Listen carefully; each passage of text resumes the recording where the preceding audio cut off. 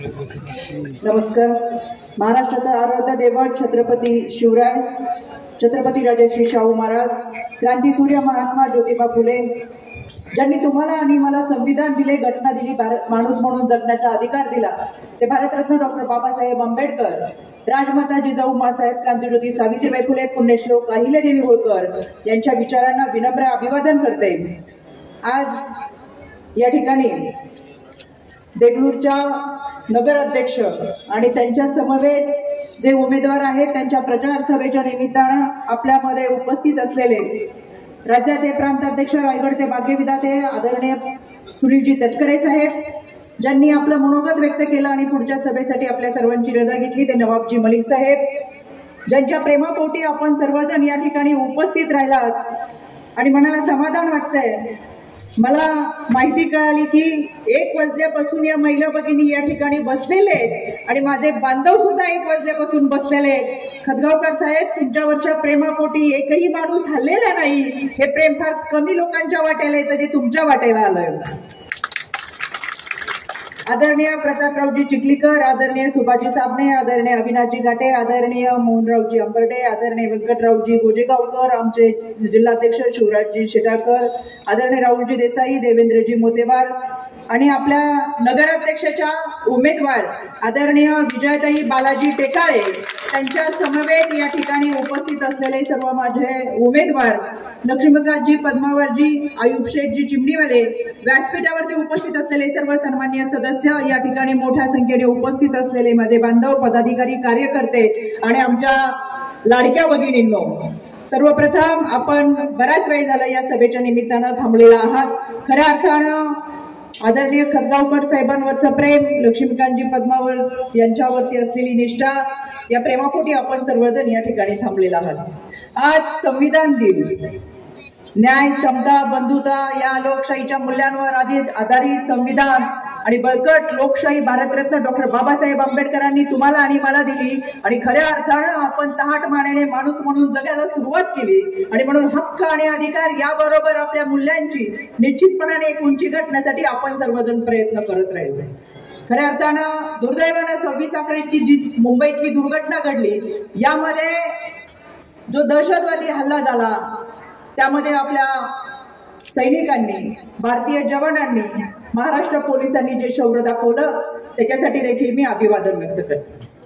गोदावरीच्या काठावर वसलेले हे नांदेड, गुरु गोविंद सिंहांच्या पवित्र आशीर्वादाने पावन झालेली ही भूमी, 3.5 शक्तीपीठापैकी एक असलेले रेणुका मातेचं मंदिर आणि आदिमायाचा, आदिशक्तीचा जागर ज्या खऱ्या अर्थानं या भागामध्ये होतो, नंदीग्राम असेल आणि कंधारच्या एका ऐतिहासिक भूमीमध्ये आपण सर्वजण हा वसा आणि वारसा घेऊन चालण्याचा प्रयत्न करतो. आज आम्हाला मनाला समाधान वाटतंय. आज सकाळपासून नांदेडमध्ये असताना सकाळची लोहाची सभा असेल आणि आता देगलूरची सभा असेल, अतिशय उत्स्फूर्त प्रतिसादामध्ये खऱ्या अर्थानं आपल्या नांदेड भागाचा, आपल्या देगलूरचा, लोहा, कंधारचा असेल, या सगळ्या भागांमध्ये विकास झाला पाहिजे यासाठी या जनतेचा आटापिटा आहे. आणि हे करत असताना आपल्यातलाच माणूस आपल्या सेवा करणारा असेल त्याला आपण निवडून दिली पाहिजे, ही भूमिका आहे. मी सर्वप्रथम खतगावकर साहेब आपल्याला एक महिला भगिनी म्हणून मनापासून धन्यवाद देते. आपले आभार व्यक्त करावे तितके कमी आहेत, कारण या ठिकाणी 14 जागांवरती साहेब 18 महिला दिलेल्या आहेत, म्हणजे 4 पुरुषांच्या जागावर 4 महिला जास्त आहेत.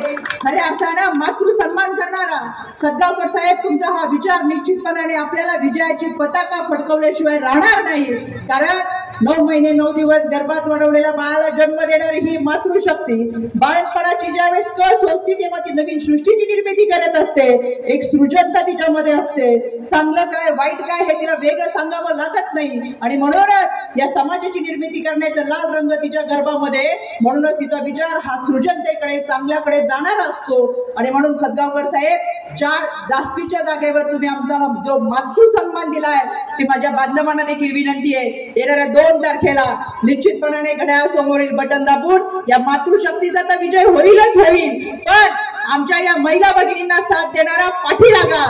प्रत्येकाच्या घरामध्ये सावित्री आहे, पण आमचा ज्योतिबाचा शोध जारी आहे. खतगावकर साहेब, आमचा ज्योतिबाचा शोध तुमच्यापाशी थांबतोय, कारण हे ज्योतिबा आमच्या सावित्रीच्या लेकींच्या पाठीमागे उभे राहणार आहेत, याचं मला मनापासून समाधान आहे. 2007 ते 2017 पर्यंत राष्ट्रवादी काँग्रेस पक्षाची सत्ता असताना जी कामं केली ती आवर्जून सांगणं गरजेचं आहे, कारण की बऱ्याच वेळा केलेल्या कामांचा विसर पडतो. आणि म्हणून मला असं वाटतं या कालावधीमध्ये केलेल्या कामांमध्ये छत्रपती शिवाजी उद्यान संरक्षण भिंत व सुशोभीकरण असेल, नगर परिषद प्रशासकीय इमारत असेल, नगर परिषदेचे आर्थिक उत्पन्न वाढवण्यासाठी व्यापारी संकुलाचे बांधकाम असेल, सुजल व निर्मल योजनेअंतर्गत 24 कोटी रुपयाची पाणी पुरवठा योजना असेल, हद्दवाढ असेल, सुवर्ण जयंती नागरी नगरोद्यान योजनेअंतर्गत दुहेरी गटार योजनेमध्ये 54 कोटी रुपयाची मंजुरी असेल, अमृत 2 योजनेअंतर्गत केरूर तलाव सुशोभीकरण करणं 14 कोटीची मंजुरी असेल, हजरत सय्यद शाह जयुद्दीन रफाई दुर्गा दर्गाचे पुरातत्व विभागाच्या वतीनं संरक्षित करण्यासाठीचा निधी जो उपलब्ध केला असेल, मुस्लिम शादीखाना असेल, घनकचरा व्यवस्थापन असेल आणि वैकुंठ धाम असेल, इतक्या मोठ्या प्रमाणात केलेली कामं निश्चितपणाने ज्यावेळेस घड्याळाच्या हातात सत्ता दिली, राष्ट्रवादी काँग्रेस पक्षाच्या हातात सत्ता दिली, त्यावेळेस ती कामं केलेली आहेत. जी काही कामं राहिली असतील, जी काही कामं पूर्ण व्हावी ही स्वप्न असतील आणि ही स्वप्न पूर्ण करण्यासाठी पुन्हा एकदा राष्ट्रवादी काँग्रेस पक्षाच्या हातामध्ये आपण सत्ता दिली तर आमच्या वचननाम्यामध्ये काय आहे तर यामध्ये अपघाती विम्याच्या संदर्भातलं आर्थिक मदत असेल, शहराचे प्रवेशद्वार ज्यामध्ये उदगीर रोड असेल, नांदेड रोड असेल, हैदराबाद रोड असेल, दर्गा रोड असेल, या सगळ्यांच्या मध्ये कमानी उभं करण्याच्या बाबतचं काम असेल, व्यापारी सभागृहाच्या ठिकाणचे व्यापारी संकुल असतील, या सगळ्यांमध्ये रस्ते विकसित करणं असतील, त्याचबरोबर युवकांसाठी नव्याने अभ्यासिका असतील, रमाई पंतप्रधान योजनेअंतर्गत करमाफी असेल, या सगळ्यांसाठी फार मोठ्या प्रमाणातले आमच्या वचननाम्यामधले ही शब्द आहेत. आमचं कोणतंही आश्वासन नाही. हातामध्ये सत्ता दिली तर ती कामं आम्ही निश्चितपणाने करू हा विश्वास सांगतो, कारण आतापर्यंत कामं केली होती आणि त्याच विश्वासाच्या जोरावर पुन्हा एकदा आम्ही तुमच्या समोर येतो. आणि म्हणून आम्ही तुम्हाला विनंती करायला आलोय, 2 तारखेला आपलं मतदान होणार आहे. या 2 तारखेला घड्याळासमोरचं बटन दाबून आपण या उमेदवारांना आणि आमच्या या नगराध्यक्ष पदाच्या उमेदवार असलेल्या विजयाताईंना प्रचंड मताने आपण निवडून देताल हा विश्वास आम्हाला निश्चितपणाने वाटतो.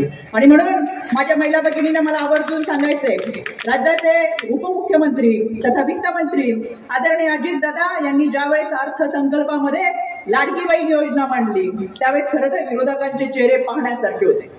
त्या बिचारांना प्रश्न पडला, गेले अनेक वर्षानुवर्ष आपण राजकारण करतोय पण अशी योजना कधी आम्हाला सुचली नव्हती किंवा आम्ही स्वतः कधी अस्तित्वात सुद्धा आणली नाही. आता ही योजना म्हणजे निवडणुकीचा जुमला आहे, ही योजना म्हणजे फसवी योजना आहे, ही योजना म्हणजे मतदारांना बोलवणारी योजना आहे, त्याच्यामुळे ही योजना टिकणार नाही.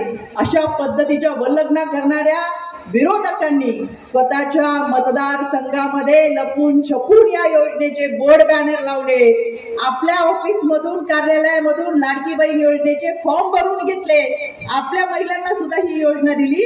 पण माध्यमांसमोर जाताना त्यांनी सांगितलं की ही योजना यशस्वी होणार नाही.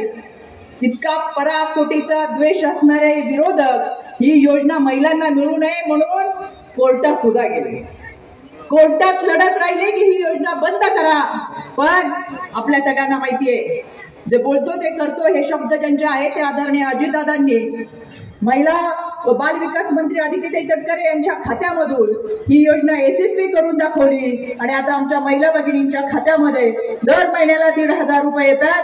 माझी महिला भगिनींना विनंती आहे, जरा खतगावकर साहेबांना आणि प्रांताध्यक्षांना सांगा हातवर करून की किती महिलांच्या खात्यामध्ये 1,500 रुपये येतात ते जरा व्यवस्थित. पत्रकारांना माझी विनंती, आमच्या या महिला भगिनींच्या हसऱ्या चेहऱ्यांचे फोटो घ्या, कारण की हे हास्य कोणत्याही बाजारामध्ये विकत मिळत नाही. ते जे या भाऊरायाने आमच्या महिला भगिनींना 1,500 रुपये दिलेले ते त्यांच्या सबलीकरणासाठी, सक्षमीकरणासाठी. वर्षाला 18,000 रुपये, वर्षाच्या या 18,000 रुपयामधून माझी माऊली काय काम करते, ती घरातल्या आडी अडचणीच्या वेळेस हा पैसा वापरते, मुलांच्या शिक्षणासाठी पैसा वापरते. इतकंच काय, 2.25 कोटी महिलांपर्यंत ही योजना यशस्वीरित्या पोहोचली. त्यातल्या 50 लाखापेक्षा जास्त महिला भगिनींनी एकत्रित येत छोटे मोठे उद्योग व्यवसाय सुरू केलेत.